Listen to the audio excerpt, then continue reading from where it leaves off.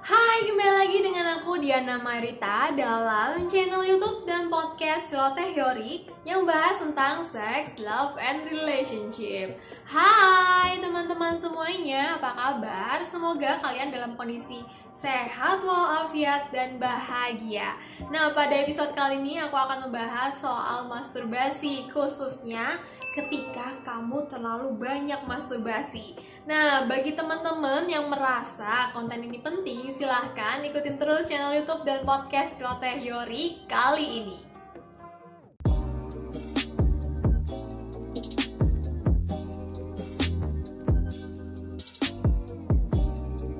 Pembahasan soal masturbasi itu tuh nggak akan ada habisnya ya guys.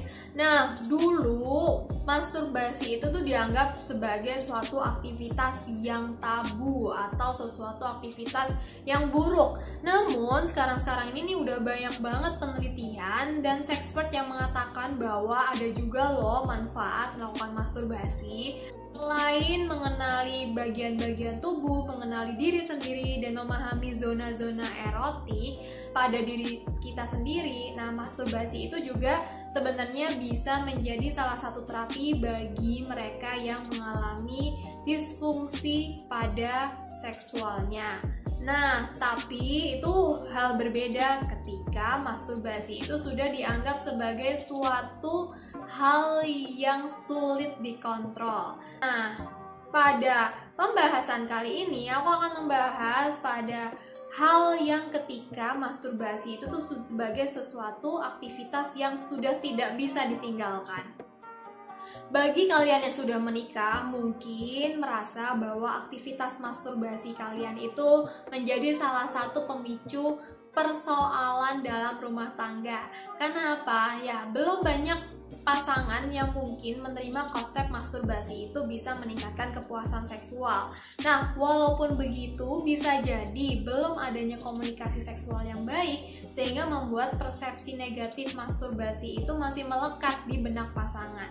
Namun, ada juga loh yang memang masturbasi itu menjadi sumber masalah dalam hubungan seksual pasutri karena masturbasi itu dianggap sebagai shortcut atau jalan pintas untuk mencapai orgasme dengan lebih cepat.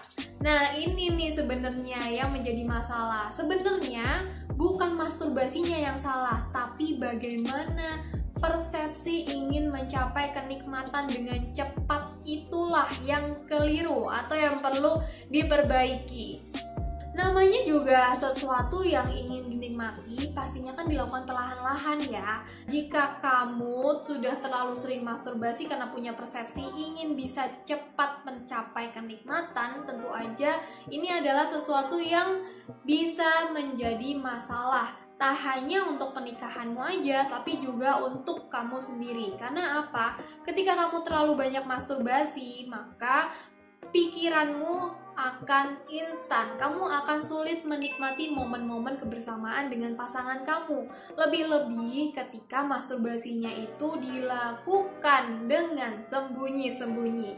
Jadi ketika kamu melakukan hubungan dengan pasangan, dengan ibaratnya hubungan suami istri, kamu ya oke lah, yang penting ejakulasi kayak gitu. Oke, fake orgasm. Tapi sebenarnya dalam batinmu sendiri tuh kamu tuh nggak merasa menikmati apa yang sedang kamu lakukan, sehingga wah daripada rugi ya udah mending ke kamar mandi dan lain sebagainya untuk melakukan masturbasi. Nah, hal-hal itu yang sebenarnya itu sama aja kayak cheating kan, walaupun sebenarnya tidak dilakukan dengan orang lain, tapi kan dilakukan dengan tangan sendiri kayak gitu loh. Nah, itu yang perlu disadari bahwa ketika kamu terlalu banyak masturbasi, kamu akan sulit menikmati momen keintiman dengan pasangan kamu.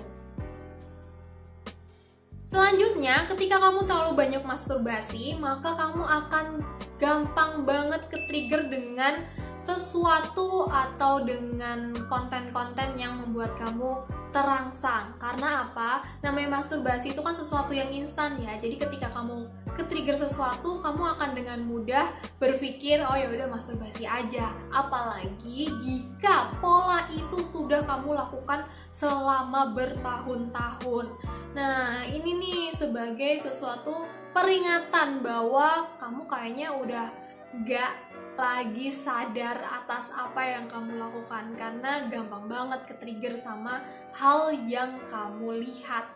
Ketika kamu terlalu banyak masturbasi dengan teknik yang keliru, itu tentu aja akan berdampak pula pada organ genital kamu, baik itu laki-laki maupun perempuan.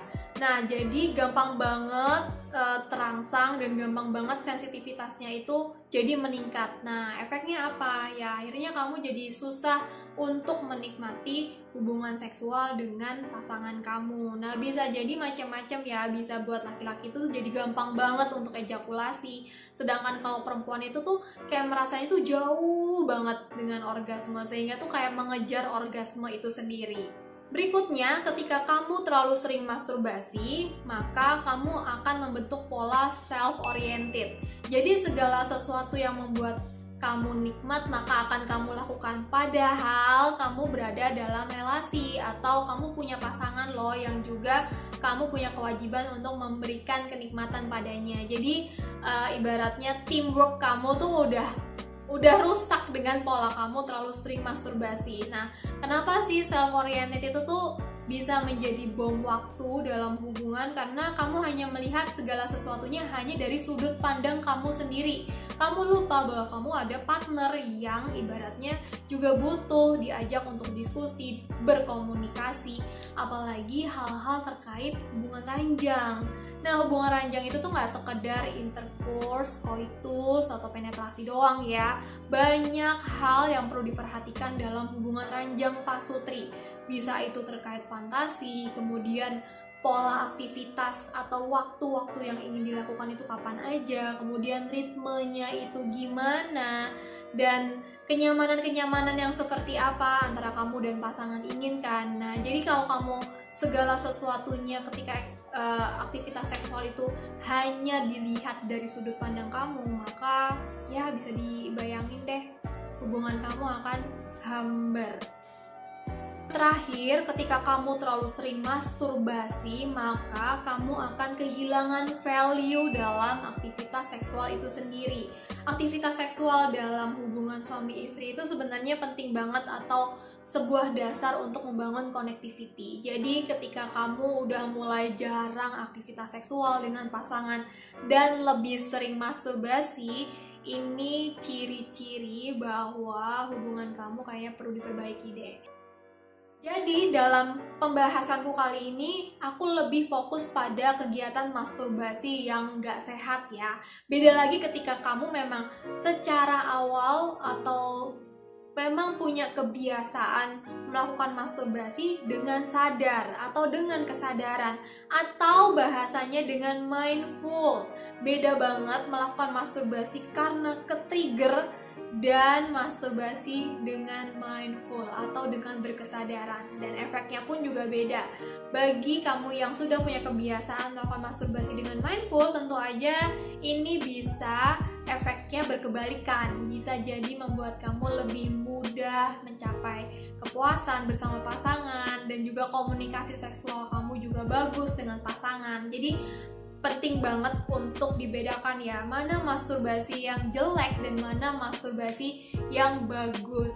Nah, apabila teman-teman masih kurang jelas dengan pembahasanku kali ini, silahkan komen di bawah ini, atau juga bisa mampir ke Instagram aku di @celoteh.yori, atau bisa lewat email di celotehyori@gmail.com. Terima kasih yang sudah mendengarkan dan menonton atau mengikuti konten ini sampai selesai. Semoga kamu mendapatkan manfaat ya dari apa yang aku share kali ini. Oke, gitu dulu. Terima kasih. Sampai jumpa di konten Celoteh Yori berikutnya. Bye!